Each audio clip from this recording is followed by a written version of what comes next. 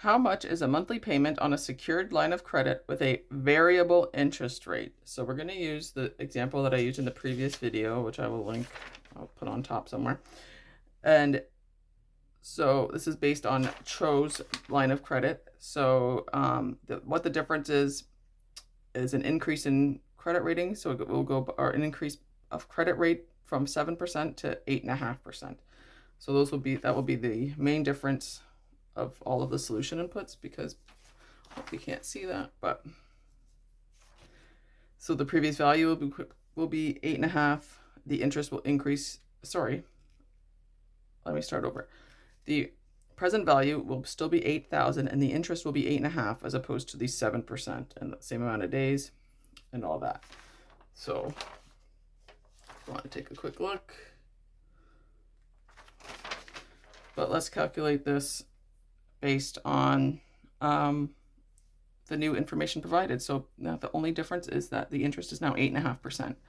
So we're going to go ahead and clear the calculator. Second function alpha 0, 0. So present value will be 8,000, but her interest is 8.5% divided by 365 for 30 days. No monthly payments. And the future value is $8,056. So Cho's line of credit accrued $56 in interest, which is $10 more than with the 7% interest, because if you remember from yesterday, she had $46 worth of interest when her interest rate was 7%. Increase it to 8.5, and it's now $56 or $10 more.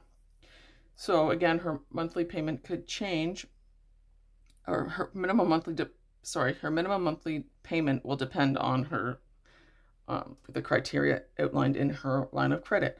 So if her minimum monthly payment is $50, or the total of accrued interest, it will now be $56, because the accrued interest is now greater than $50. Okay. So yeah, so at 8.5%, it increases her minimum payment by either by about $6, if the minimum is $50 to be paid.